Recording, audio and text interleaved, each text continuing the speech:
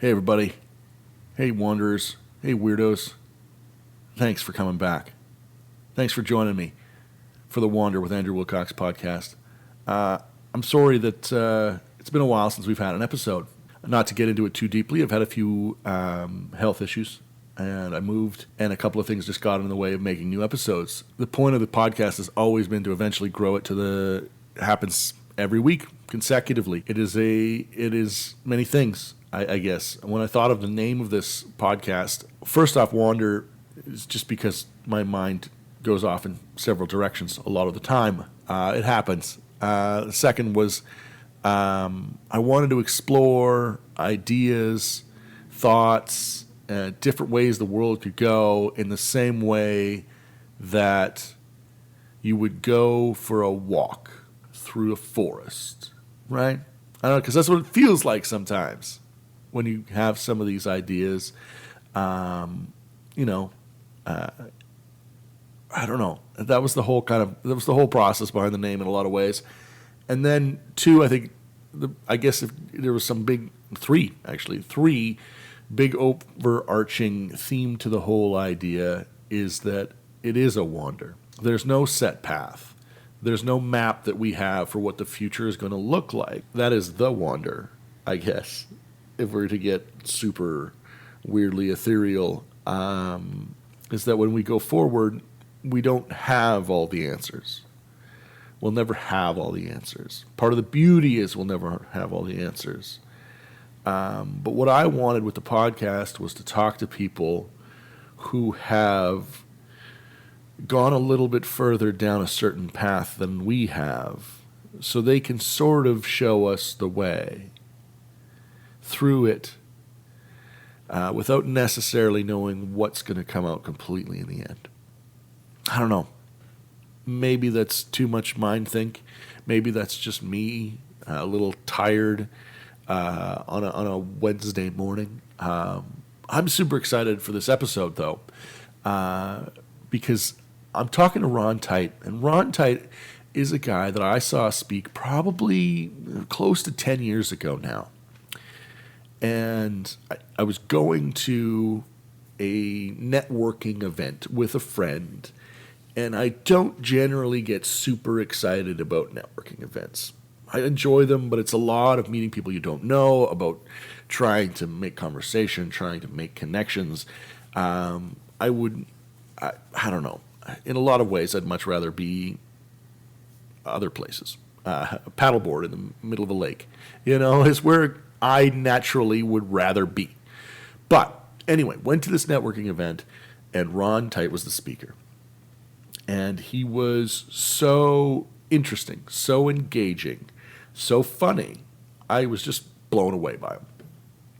And I always hoped there was an opportunity that I would be able to see him again in some way, shape, or form, and maybe have a conversation with him. And when this podcast came about a few years ago, I was like, this guy is definitely a guest that I want to have on here, and I hope the time is right to do that. And he has a brand new book called Think, Do, Say. And so it lined up. He agreed to be on the podcast, which is super cool, and we're going to play that conversation for you in just a few seconds here.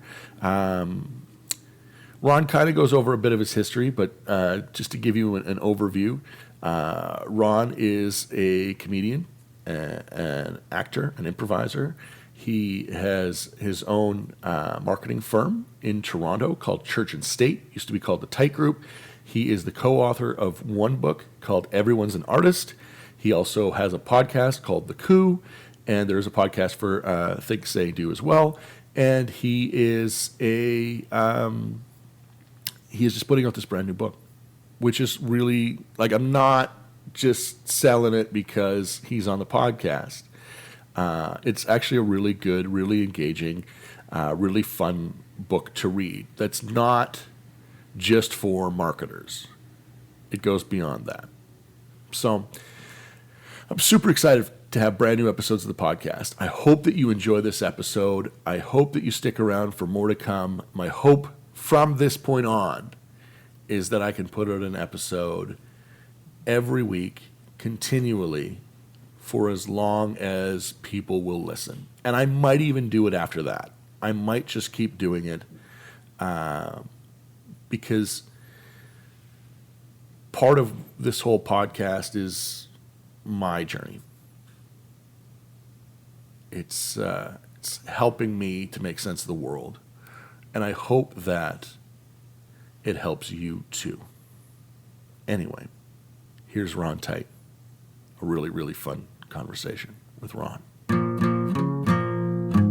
Welcome to Wander with Andrew Wilcox.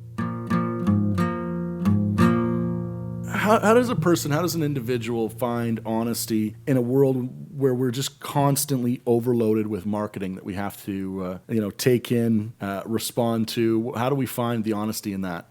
Do you mean us as consumers or us as marketers? Us as consumers, first off. Yeah. Well, the one thing we need to do is we need to vote with our wallet. Mm-hmm. And, there is this notion that, people don't vote with their wallets, they vote with their time, which is true, that we have to first win the battle for time. But eventually we need to vote with our wallet. We need to buy stuff. And so we need to support brands and organizations that deliver honest marketing. That's the first thing. But what we need to do is we need to change our expectations of what marketing is. Mm-hmm. And, marketing is essentially making sure that the right people have the right product at the right time.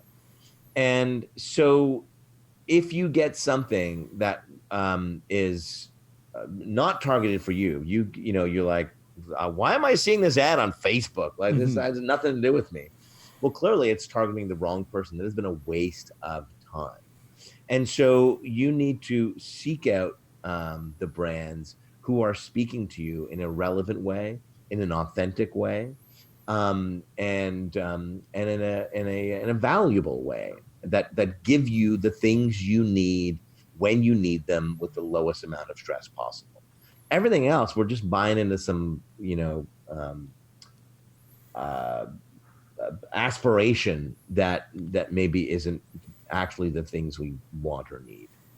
I think people, though, I worry that they've become super skeptical, and they find it very hard to point out where the honesty is in these things. Like how do you figure out what the true and honest creators are? I think we sought simplicity for so long, and we just chose whatever made it the easiest, and now we're looking for something that's more fulfilling and more just better.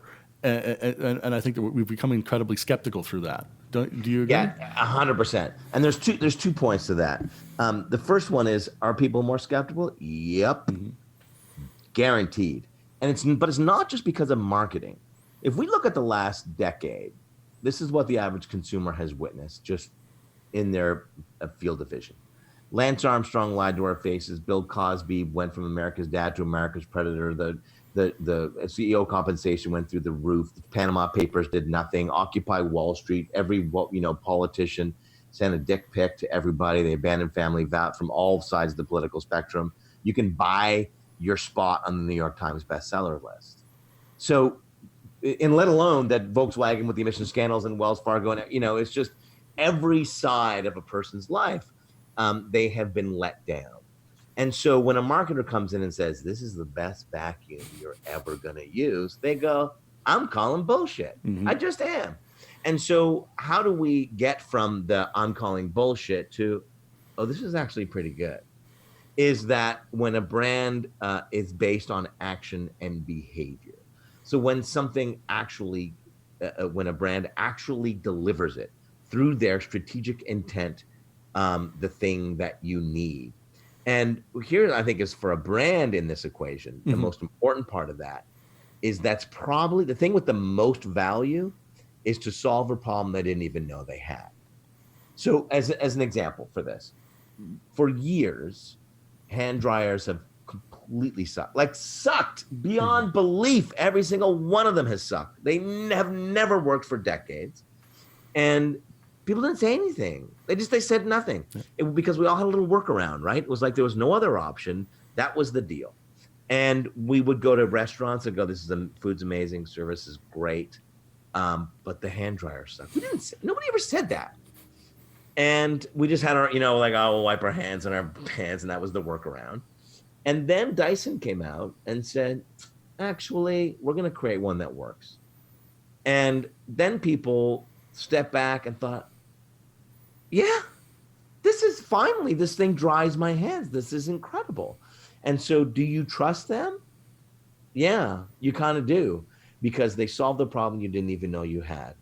And, and that is we can certainly talk about the book later, but that is the notion of the book, right? Is that because trust is waning, that it has to be based on what you firmly believe as an organization or a brand, how you back it up with your actions, and then how you talk about it. And all three of those things, if you do them right, then you can generate trust. And if you don't, then you become this pitch slapping, brand that people roll their eyes at. I love that term, pitch slap, by the way. We'll talk about that. We'll talk about a few other things in just a few seconds. And I do want to point out, I love what you said about solving a problem they didn't know they had, because I've said for years, and my day job is in radio, I said radio is at its absolute best is when it plays the song you didn't know you wanted to hear. Yeah. All of a sudden, such a great line. All of a sudden it plays this song that you're like, oh, this is exactly what I needed right now. Because you can't do that with your iPod. Exactly. Exactly. I didn't think of this song. It wouldn't have come up in my, exactly. Yeah. So that's the way I've always thought. But first off, before we get into the book, I want to talk a little bit about you, and for anybody that doesn't know who you are, a bit of your history. So how did you end up in creative direction, in marketing? Well, like most people in that field, I did a phys ed degree. Yeah, absolutely. Makes sense.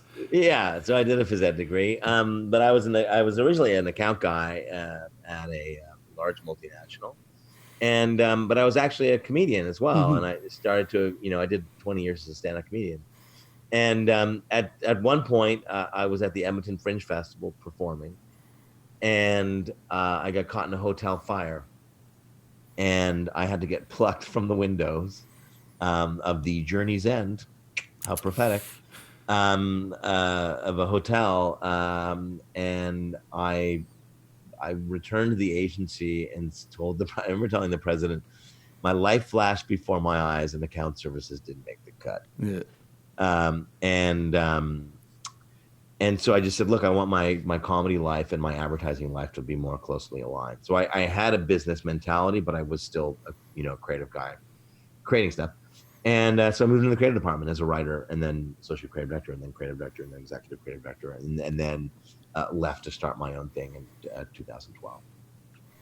That's crazy. There was that fire. That fire was in Edmonton, you said? Yeah. Yeah, I was in the Arlington apartment fire in Edmonton many years ago. Yeah, dude. Yeah. Oh, that's hilarious. I was the last person out. That's so funny. You had a tragic moment in your life. I was the last person out of that building that wasn't pulled out by a crane, because I literally got out of there and watched two more people get pulled out by a crane. Yeah. Wow. It's wild. Yeah, anyway. See, I was the only one pulled out because the fire was on the 5th floor. I was the only one on the floor. There was nobody else staying on the floor.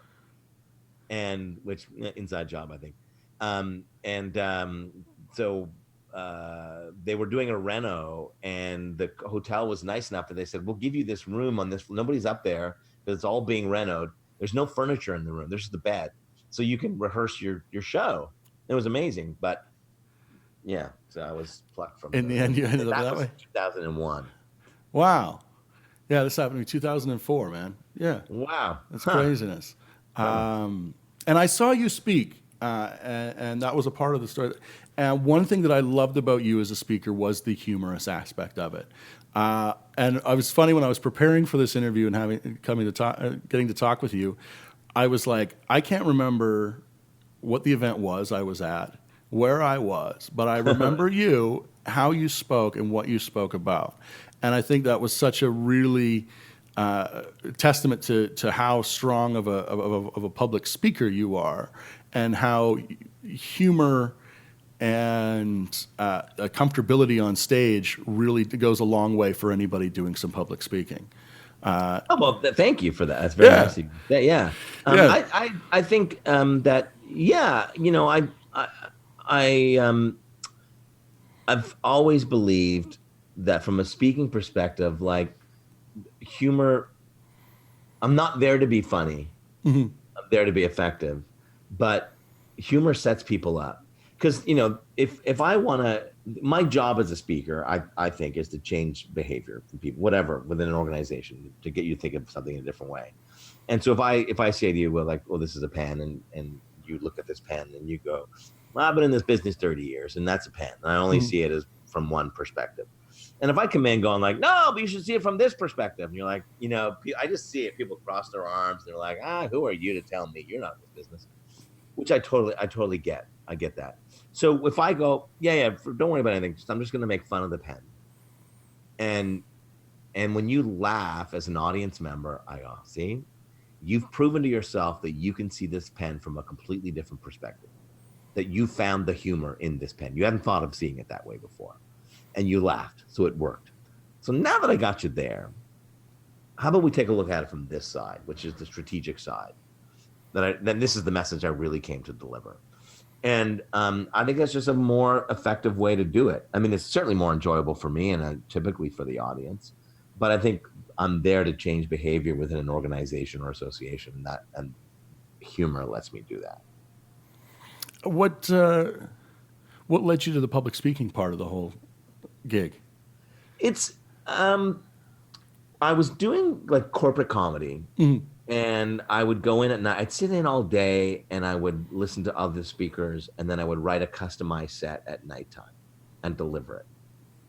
That does not scale well, because you're just writing new stuff all the time. And I wasn't Jessica Holmes. I wasn't Steve Patterson. It wasn't not like people were like, oh, I know you from that show. So you can only bill so much as a comedian that nobody knows. But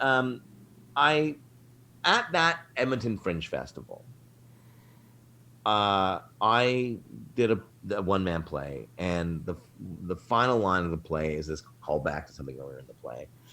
And it was a moment of silence, and the line was, so hey, be careful. And I went, so hey, moment of silence. And then from the front row, I just heard this woman go, and I was like, I've got you.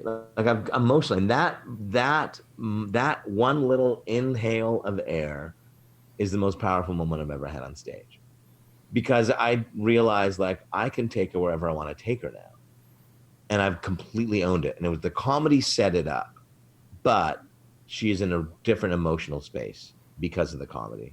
And that can be serious, and that can be emotional, and that can be strategic, whatever I want it to be. And so it was more about, how do I pursue like this feeling in the silence that follows the punchline? Because that silence is really powerful. And so I started exploring, can I bring more strategic messaging into my corporate comedy shows? And that was weird for people, because they're like, it's kind of like if a band just started to do spoken word, you're like, what? This is supposed to be music. So I've realized that there's no market for a comedian who knows about business, but a massive market for a funny business guy. And so it was a positioning thing. I was like, don't call me a comedian. I'm not a comedian. I don't want to do that. That doesn't mean I can't be funny, or I won't be funny, but I don't need to lead with that. And then the comedy can be a surprise, and I can actually explore getting to the silence that actually fulfills me. And was it that adjustment of thinking? Is that what brought about your first book, which is Everyone's an Artist?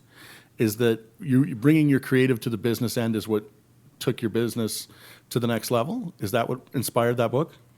Yeah, it was. I mean, it came out of an original keynote that I did called Everyone's a Comedian, or at least they should be. And it was like, look, there's a lot that we can learn from comedians, most of which, there's only one metric in comedy. There's only one metric, and that is, did they laugh? That's it. There is no, you can't go like, well, I called, I left the message, they haven't got back to me yet. Like, don't care. Did they laugh? You do whatever you need to get them to laugh. And so it was such a pure art form that I think that we can study to see, how do you actually capture attention and how you actually deliver messaging.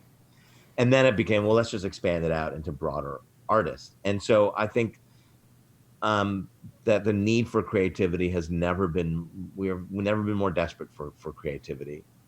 And at this moment in time when we need creativity more than ever, we're being faced with people going, I'm just not that creative. and and it's like, no, we are all born creative. We all, give somebody a PowerPoint deck and they're messing around with clip art because they want to express themselves in some way. We all have this in us. And the problem was that we've tried to live up to this definition of creativity that is inaccessible. And I'm full disclosure, Microsoft is a client, but I'm speaking to you from a Mac. I'm an equal opportunity provider, but we grew up saying Apple's the one, and Apple gave us a spot that was, here's to the crazy ones, the round pegs and the square holes. And people were like, yeah, that's what a creative person is. No, like, you don't have to be a freak to be creative. You can be a creative accountant. You can be a creative engineer. You can, and we saw the business disruption, like the people who are really, really creative in what they do. It was creative business models. It was Amazon came in. There's nothing creative about Amazon, but its business model, which is brilliant. But the art direction's horrible. The writing is not great. Like, there's nothing, traditionally creative about it. And so we started to see that the people and the brands who define creativity by words and pictures were being taken out by insurgent forces who were applying creativity into completely different areas. Yeah, I think that sometimes creative, that word gets undersold for people who do things that aren't necessarily thought of in the creative realm. I really like motorcycles. I'm obsessed with watching guys take classic motorcycles and redo them and refinish them. And I'm always amazed by the creativity of what a person does when they take an old motorcycle from the 80s and they turn it into a new machine that looks like it was built last week.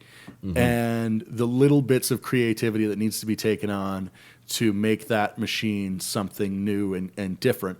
And you don't necessarily think of mechanics as creative people, but those people who manage to bring creativity in really well into mechanics form are the people who become the most successful. And that's what I dug about the message of that book to me, is that's what I took away from it, is that, and I think too, and I don't know if you agree with me on this either, I think that we are putting kids these days, and I just said the kids these days line, but I think we're putting, which always is like, kids these days. I think we're putting kids these days into a lot of creative things, but not necessarily helping them nurture their creativity anymore. I don't know. Am I right in that? I agree with you. It's like they're overscheduled.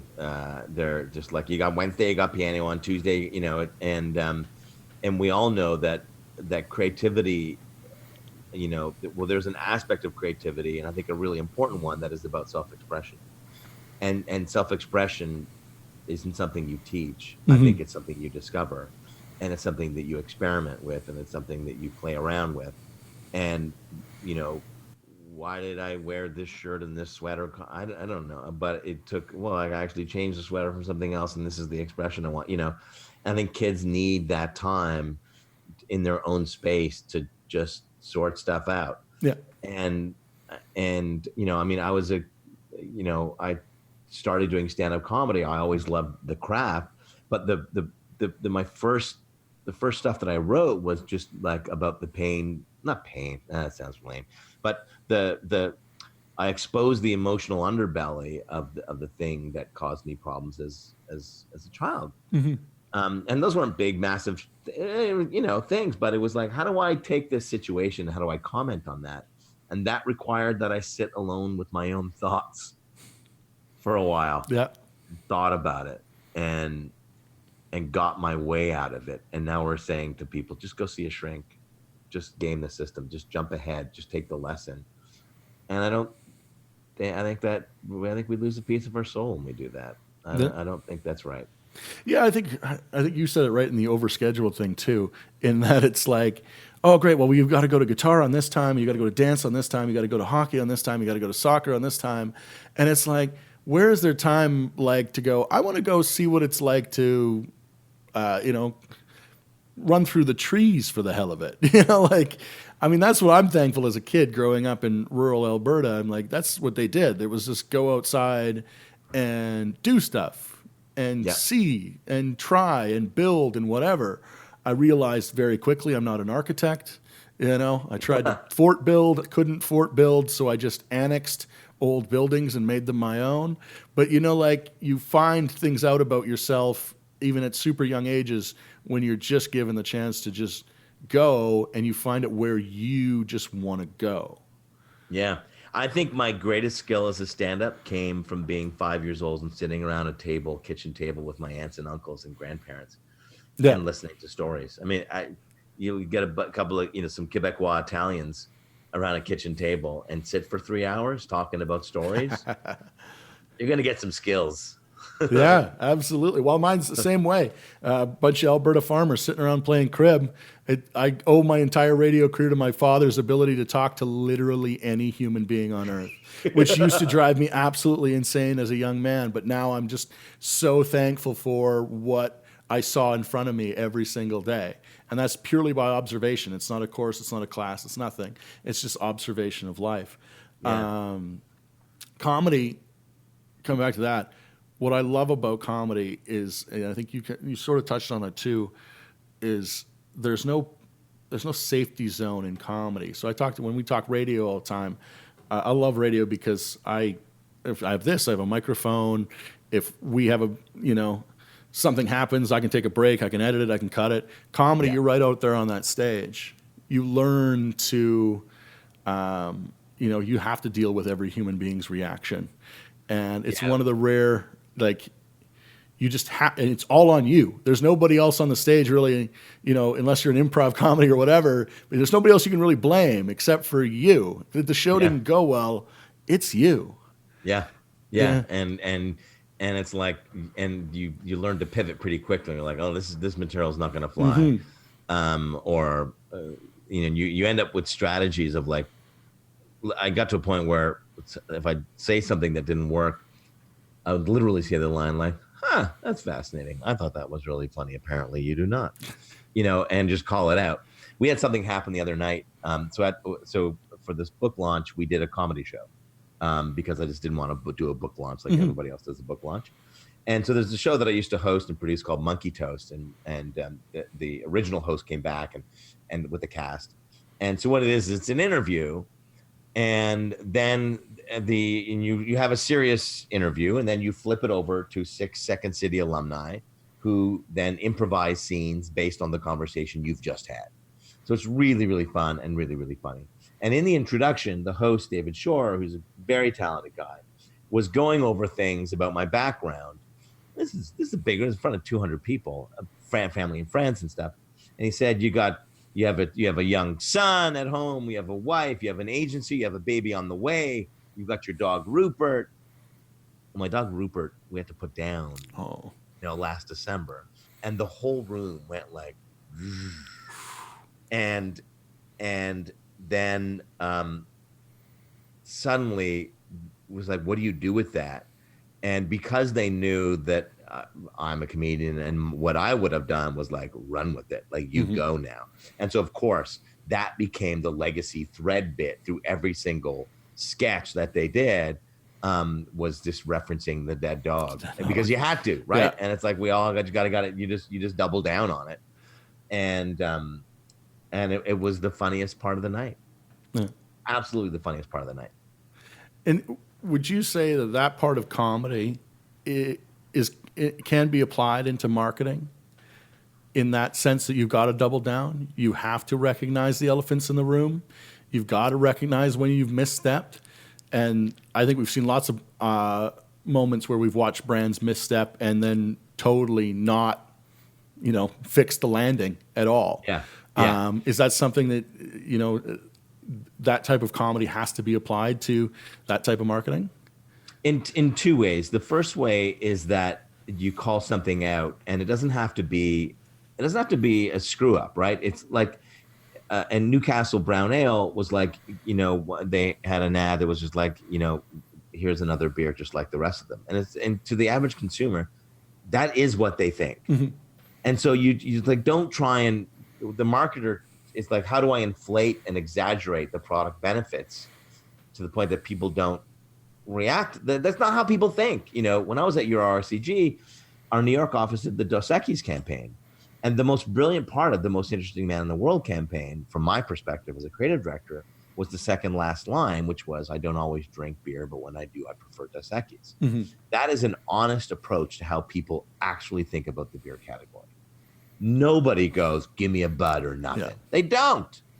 It's bullshit. They just don't do that. And so a comedian is that honest approach. The rule in comedy is like you never ignore the reality of the room. And so if somebody just yelled out, you suck, you've got to address it. You have to address it in a really fun way. So that's how you can do it in a really honest way to actually cut through the clutter, because nobody says that in that way. The second part is, you said, like, sometimes there's a screw up, and there's two ways. One way is, yep, you double down. You go, nope, I am doubling down on this. I think this is important. I'm getting a spine. The customer isn't always right. Mm-hmm. And I'm taking a stand here. And in an increasingly divisive world, we are seeing that more and more, where brands are saying, don't care if you want to burn your Nikes. We're sticking up for Colin Kaepernick. We're doubling down on this. Do what you want. And the line, believe in something, even if it means sacrificing everything, I think, says exactly what that strategy was. On the other hand, some points, the term I use is, you have an integrity gap. This is not what you actually believe, and this is not how you typically behave. And people are gonna mess up. And I think you have to be fast, and you have to be transparent, and you have to provide the strategy of what you're going to do as a result of that, and then move on. And you move on with the realization that you're not going to drag along everybody with you. Nope. Some people will still going to hate you, still going to hate you, and you need to be okay with that. Fair enough. All right, Ron, let's talk about your new book. And every time I want to say the title, I want to say it differently. Like, it seems like it's say, do. Yeah, right. Yeah. It's Think, Do, Say. Yep. Why is it Think, Do, Say? It's think, do, say, and you're right. And a lot of people want to put the say before the do, and I think that's the problem with marketing, that we want to talk about it before we do it. And we talk about an aspirational state of where we hope we get to, and that's where trust falls away, because people are going, you didn't live up to it. You're like, yeah, we're getting to that. Well, then you shouldn't talk about it. So it really is that order, that you need to believe in something more important. You need to behave in a way that reinforces that belief. And if you do that, and if you lead and act with intent to reinforce a greater purpose, then finally, then that's worth talking about. Well, you should probably talk about it in an interesting and compelling way. But, if as an organization, all you do is think, then you're a think tank. If as a person, all you do is think, then you're a philosopher. If as a company, you're just focused on the do, you're just cranking, then you're probably a sweatshop. You're just people running everywhere. No one wants to work with you because you're not strategically driven and focused. If as a person, you're that person when you're like, I'm so busy, and you just do, you're just constantly spinning your wheels, then your colleagues probably hate you. And you probably define your success by the number of hours you work, opposed to the quality and the contribution of those hours. And then on the say side, if as an organization, all you do is talk about the things that you hope to do before you actually do them, then you're in constant churn mode, right? You're just constantly losing customers, because they go, you said it was going to be the greatest vacuum in the world. It's not. And I don't care if it will be in 3 months. I've already spent the cash. I'm gone. And if as a person, all you do is talk about the things you're going to do to your colleagues, but you never actually do them, then you'll be found out. You'll just be found out, and you'll be found out as the person that you can't trust. And not trust that you're going to, go home and you're going to put a pack of yellow stickies in your pocket every night, but that you're never going to deliver the things you talk about. And so you end up getting shuffled to the side, and you don't get promoted. Yeah, I think it's an incredibly simple. That's what I really love about it. It's an incredibly simple statement that says really the way that we should be looking at things. When you look at, one thing that I see a lot of is a lot of really talented artists. Like I'm in Fort McMurray right now. Yeah. We have bunch of really talented artists here. Any community can say, I've got a bunch of really talented artists. They make beautiful art. They do great acting. They do. I think a lot of times where they do seem to fall down to me is on the say end. Mm-hmm. They're not good at. They don't want to be boastful. They don't want to put themselves out there too much. They don't want to be seen as that person or that guy. Yeah. And they don't know how to do the say part well, even though they really do have at least the do part really well. I think sometimes the think part, the philosophy might not all of a sudden not be all fleshed out really well for them, but the say part, it seems to me, is where they really struggle. When you talk to artists and those types of people, how do you help them embrace that say end? It's such a great insight, Andrew. Like, I think that, and I feel their pain because I live it every day. I mean, I just had a book come out. I just picture people sitting at home on their LinkedIn profile going, we know we got a book coming out. And that, it kills me to have to tell people. It really does. I hate doing it.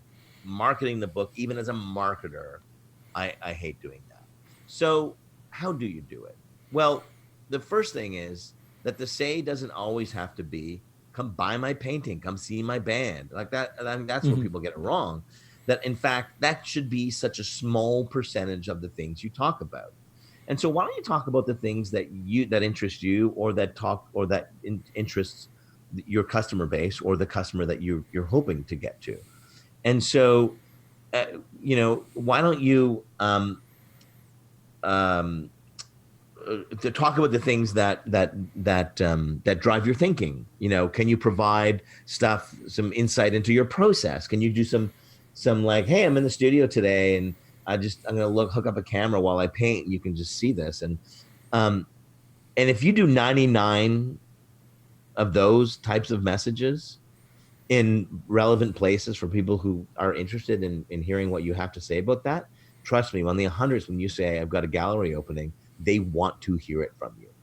And as long as you deliver that in a really authentic voice and you just don't pitch slap people to death, then they literally want to hear it.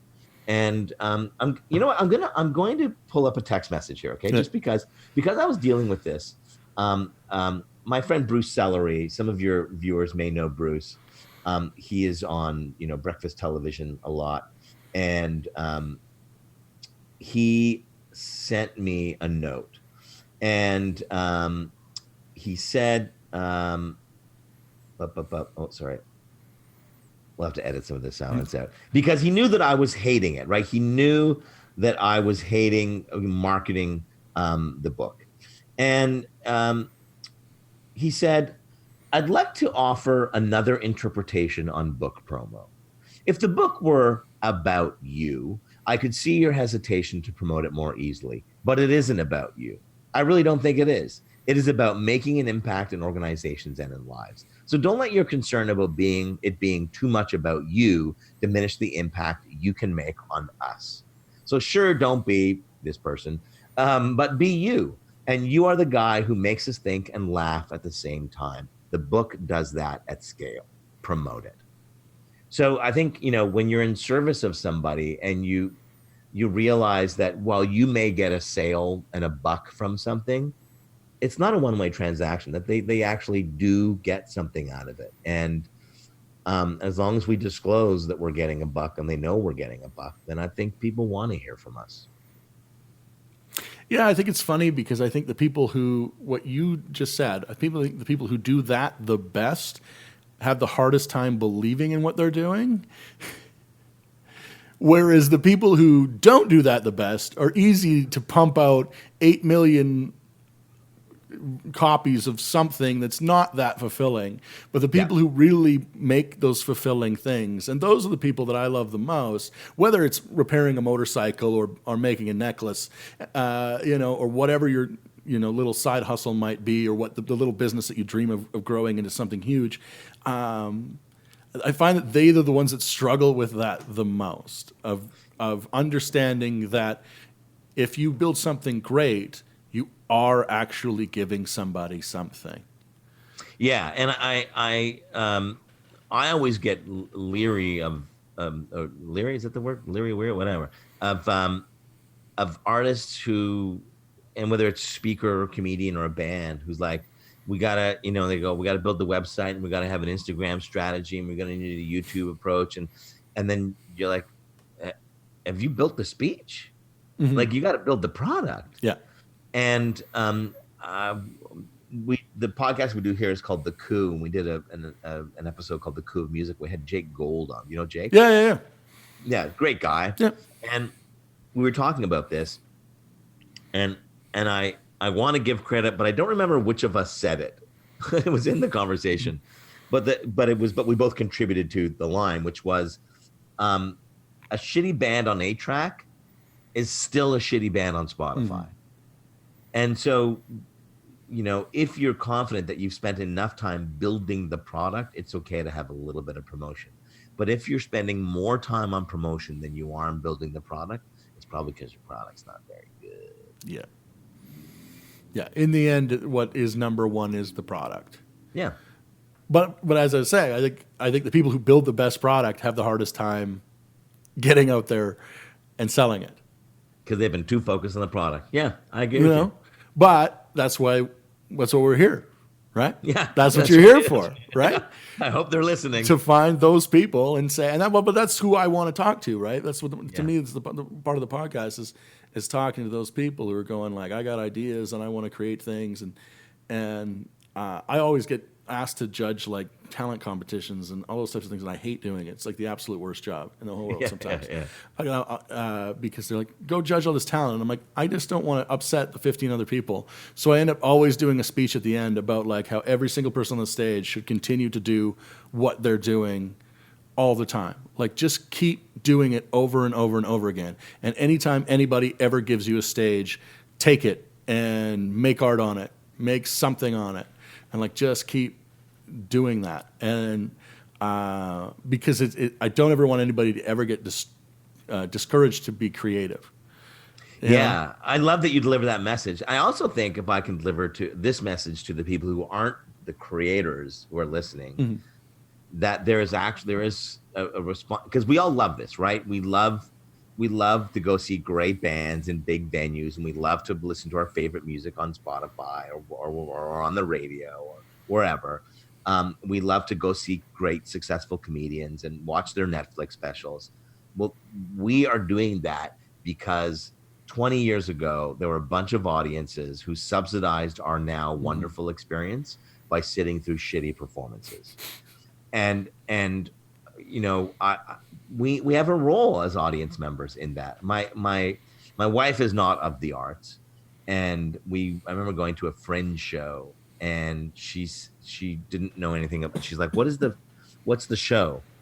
And I was like, oh, it's this thing. It's a play. And she's like, oh, the reviews are great.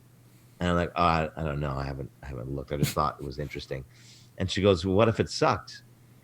And I was like, oh, let me tell you something I call the luck of the Fringe. And that 2 minutes in, we are going to know the role that we are about to play.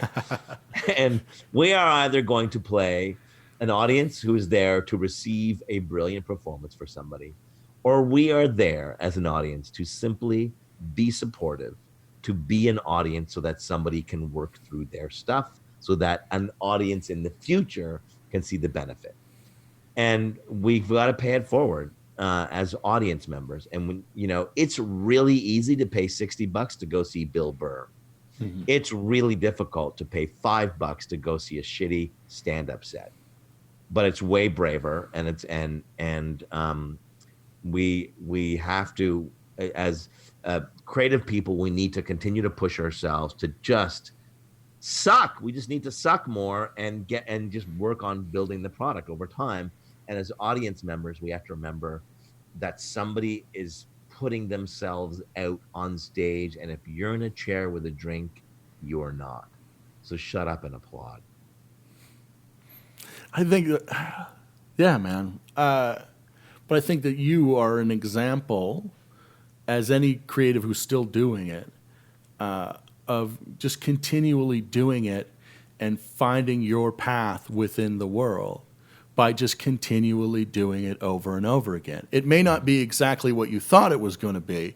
I thought I was going to be a rock star at 14, realized fairly quickly I couldn't play the guitar worth anything, can't sing, but music is still, in a small way, paid my bills for 15 years along with marketing, So we all find our way as long as you just keep doing it. Yeah. You'll love this story. So I play guitar horribly, right? I'm a the G, C, D, an E minor every once in a while. I'm that guy. But I only like to play by myself. I'm not a campfire guy or anything. And so years ago, I was doing it wasn't a headline set. I was middling or something. And I think it was a 20-minute set. And I decided I'm going to play guitar on stage for the first time. I've never played guitar. I'm going to do it. I'm going to write an original song, and I'm just going to do it to do it. And I don't know. And I was working with a director at the time who said, either you're going to love it and you're going to do more and more of it, or I'm telling you, you're going to hate it. You're going to absolutely hate it. So I do 17 minutes of a 20-minute set, and I decide I'm going to close with my big original number. And I go and I get my guitar and I step to the microphone, and it is that exact moment that I realize I've never played guitar standing up before.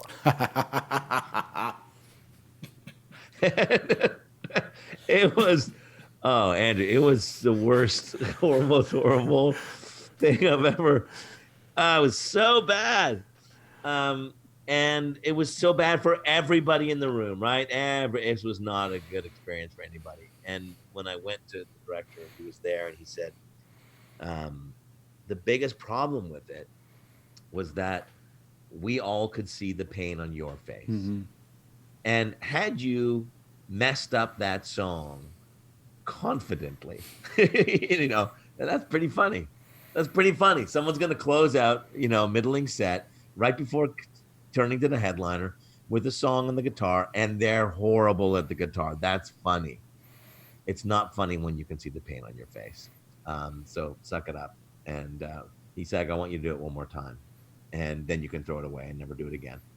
And that's exactly what I did. I did it one more time. I owned the mistakes and never did it again. That's funny. Wow, man. But that's so right. People think that if they mess up on stage or they mess up in some way, that the audience is just going to throw tomatoes at them or whatever their food is at them, hate them. But it's never really, for most, it's not hate. A lot of the room just looks at you like, oh, that's got it. I'm sorry. That's got to suck. Oh no, this hurts. The audience collectively shares in your Don't feelings. make eye contact. Don't make eye contact. Yeah. Oh, absolutely. That's funny that you said this, because I have only ever once played an original song on guitar in front of human beings ever. Oh, wow. And I played acoustically every once in a while. I play an open mic just for fun. I enjoy it. But only ever did an original song once, and this is going to be totally NZ for only you and I will probably know this place. The Transit Hotel on Fort Road in Edmonton is where I did it, because they had an open mic night. And instantly walked off that stage and said I was never doing that again. I'm never. It was a horrible, poor Nirvana ripoff. The whole room, which was about maybe an eighth full, didn't even look up. Yeah. And one woman was like, "Nice try."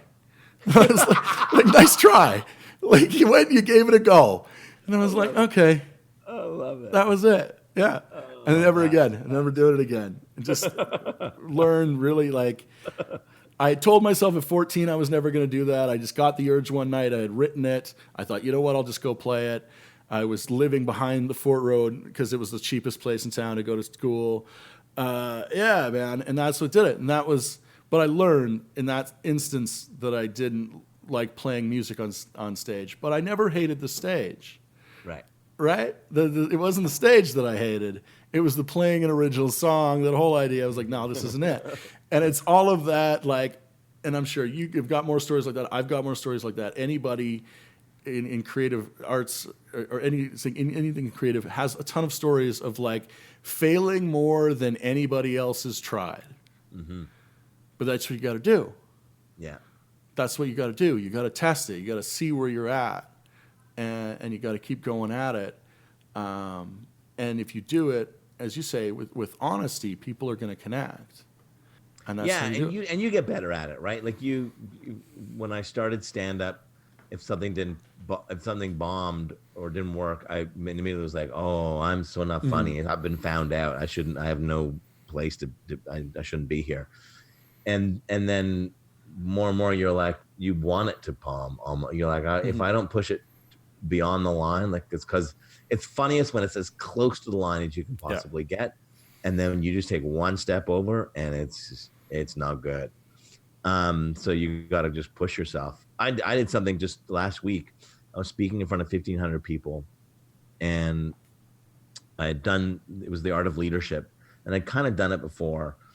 And so I'm very conscious of like not doing repeat material and stuff. So I was like, I prepared the speech, and I went, I'm going to end with a story about my dead father. I've never told on stage before. 1,500 people.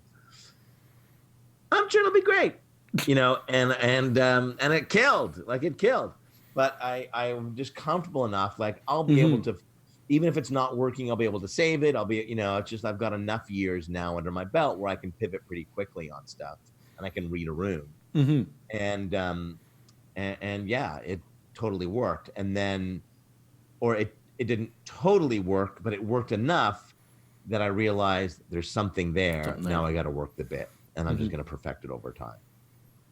And then it's going to become something that could be a big part of the whole presentation. Yeah, exactly. Absolutely. You got to pan for silver and work for gold. Gold just doesn't appear. You got to pan for silver. And just look for little glimmers of, like, there's something interesting there, and then work it and work it and work it and work it and work it, and you'll get it to gold. But gold just doesn't show up on day one. And back to the book. Once you've got what you believe is gold, what's the first step for people to take that out there and to have people believe in your gold? So the think part is the like, you need to believe in something greater. So if there's a reason why you do this, and there's a great 15 years ago now, October 15th of 2004, Jon Stewart appeared on CNN's Crossfire. It was a political show on CNN. He was at the height of his game. The book had just come out. He was there, and we know how this works, right? Comedians, they manipulate the conversation to, allow themselves to work their best bits into the conversation, and so they pitch slap us, right? They pitch their product, and on this night when Jon Stewart had his biggest audience ever, at a time when he should have been pitching the book in his show, he told the two hosts that they were harming America. And they said, Tucker Carlson goes, well, you're not being very funny, John. And then he said, no, I'm not going to be your monkey. And so he had the opportunity to pitch his product, but he actually put purpose before product and purpose before profit. That was more important to him. And I know that there's all those things that inspire our art or that inspire our business, and those things come first. And so that's the first thing, is like, what is the higher order belief there? And so for him, it was like, I believe that there's hypocrisy in media and politics. Like, okay, great. So that's what you have to do. You need to believe in that. Then you need to consciously do stuff that reinforces that. So if you're a musician who thinks that you need to, take your message to the streets because the planet is dying, then you need some songs that inspire people to save the planet. You need to behave in a way that shows that you live your belief. And so based on who you do it for, who is that core audience, what do they want you to do, and who do you do it with? Who are the people? Again, if you're a musician, you probably have bands that you tour with, and what can you do with those people? How can you celebrate those relationships and acknowledge those relationships? And then the last part is like, I believe in this. This is what I do. And so now let's talk about it in a really authentic voice. And I think there's too many people, I keep going back to music, but, there's people who grew up thinking that they should live up to the stock photo version of what a musician should look and act and sound like. And that they don't have the street cred if they don't look and act and sound like that. And it's actually the reverse that's true.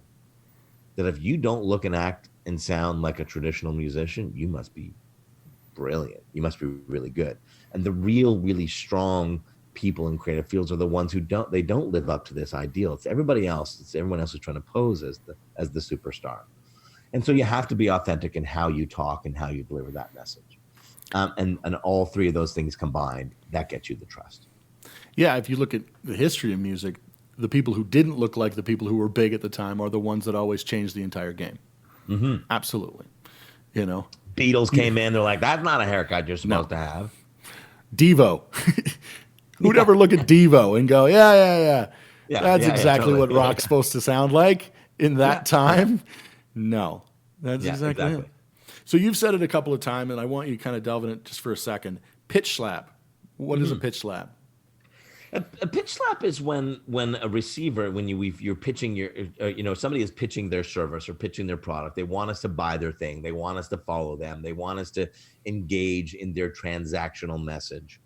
But what they do is they disguise it, and they it's the person who connects with us on LinkedIn and says, I was perusing your profile and just seemed so interested in your background. And I'm like, and here it comes in 3, 2, 1, and I get this long, note that says how I should have hired their web development company. That's a pitch slap.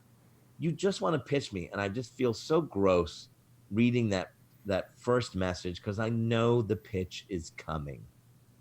Yeah. And consumers are pitch slapped more and more and more, and it's not just from brands, by the way. It's our friends are, it used to be like there was a wedding shower, a baby shower, a wedding shower, a wedding, and a baby shower, and that was it, right? Now we're traveling to, Barcelona for the bachelor party, and then there's a gender reveal party, and there's a sprinkler party, and our social obligations are through the roof because it's so easy for people to invite us, because they've clicked a box on Facebook and just says send everybody this message. So we have this pressure of just like, I only come to your party, I don't do anything. And so we're feeling pitch slapped in every possible way. Oh, absolutely. It's totally overwhelming. One thing I found really funny, I've had broadcaster on my LinkedIn for like over a decade, as long as LinkedIn's been in existence. Never really got that very much. The minute I wrote podcaster on there, like 3 or 4 years ago, podcaster on there, it's daily. It's almost daily. I get somebody pitching me on how they can make me 8 million followers. Like I'm not going to pay you to make 10,000 fake people show up on my podcast. I want people who want to listen to be listening to it, and I'll connect to them as it grows. But it's funny. That's exactly what happened with the podcast. As soon as podcast was on there, 1 million of those people. And it's always like, hi, 15 seconds, super long message. Yeah, that I'm not ever going to read the whole thing. And I'm like, okay, no, I'm okay. I'm all right. Yeah, it's like, I don't need the 10,000. It's not that I don't want 10,000, 4 million followers. I don't need them by tomorrow afternoon. No. I'd rather they come along organically. Thank you very much. Exactly. I was also going to ask you about this. One thing I like about your book and the writing is I find it to be incredibly accessible. It's not a marketing textbook. It's for anybody who has a product or has an idea or wants to help somebody with a product. They can read it. Anybody can. Is that who are you aiming for when writing the book? Yeah, I think there's so much of marketing that crosses over into almost pop culture, because brands are so much a part of our life, and it's almost entertainment. And I think that people, I also wanted it to apply not just to brands, but to people. That if you're a parent, you can apply this thinking like, oh, what do you believe? You believe kids don't have enough free time. What do? You have canceled 2 piano classes a week. You bought them a canvas that they can paint on, and then what do you say? Well, how do you talk to your kids about exploring creativity? You use, certain language. So you can use the exact same approach for you as a parent or as a community member. And yeah, one, that's me. I don't try and make things sound too smart or too complicated. I think that gets in the way. That we need to have some humor. And I think accessible is a great way to describe it. And that was the goal. I want people that they don't need a PhD in marketing or a geeked out interest in business to find a good read from this. Do you like the word disruption? I was laughing at that clip that you put out for the book release. Do you like the word disruption? I don't mind it. I mean, I think it's totally gets overused. Yeah. But I don't know until somebody comes, because it is though. I mean, businesses are being disrupted, and it's just a term that everybody's caught on with. I like it better than think outside of the box or something like that. Yeah. I just don't know of another term. We used to call it the coup. It's like, oh, it's a coup of food. It's a coup of entertainment. But at the same time, I do acknowledge like disruptors, disrupting. Yeah. It just seems to be used a lot too. Well, you're right. It definitely, it's happening, and it's not just that businesses are getting disrupted. Ways of doing business are constantly getting disrupted because the People are world's getting changing. disrupted. If you're a taxi driver, you got disrupted. Oh, absolutely. We don't even have. We had the city council stopped Uber from coming in because the taxi drivers fought back. They wouldn't allow it. Right.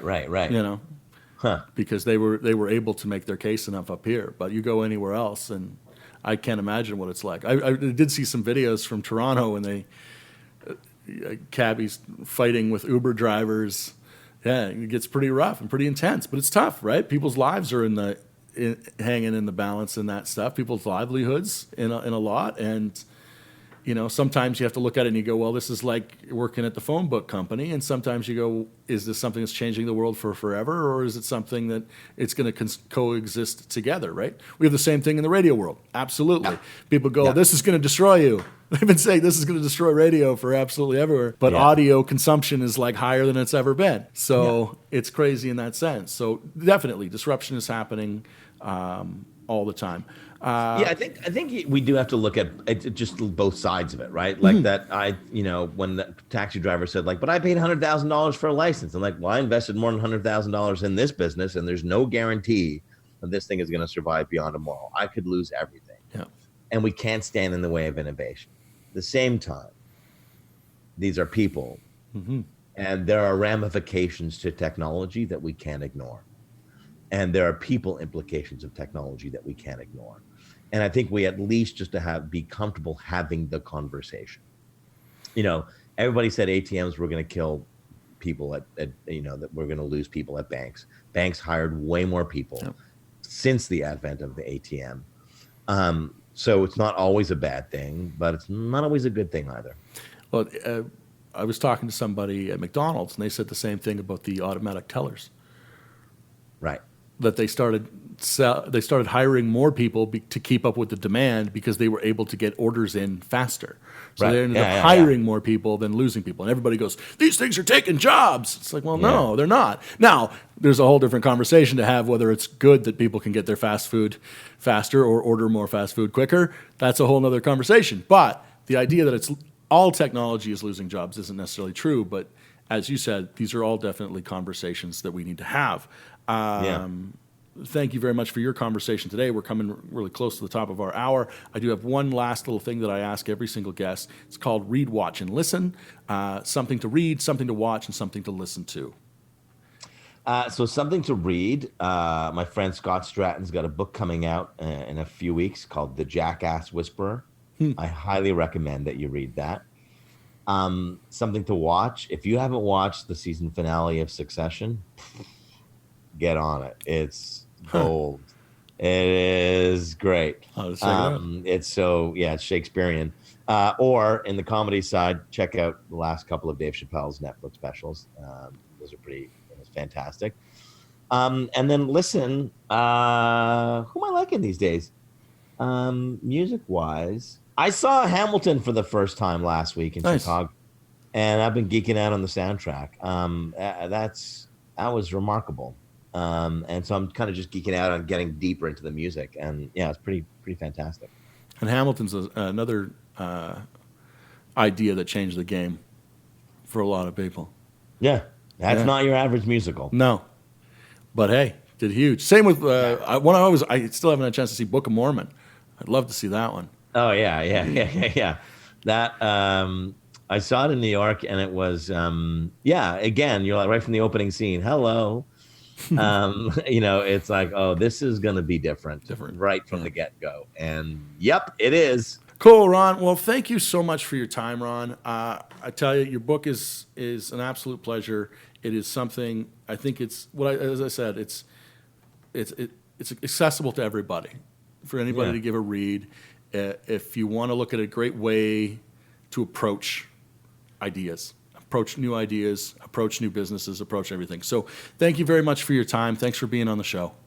Thanks for having me, Andrew. I will just say this as a parting comment: you are very good at this. Oh, thank you. Thank you very much. Okay, cool. Thanks, Thanks Ron. everybody for listening.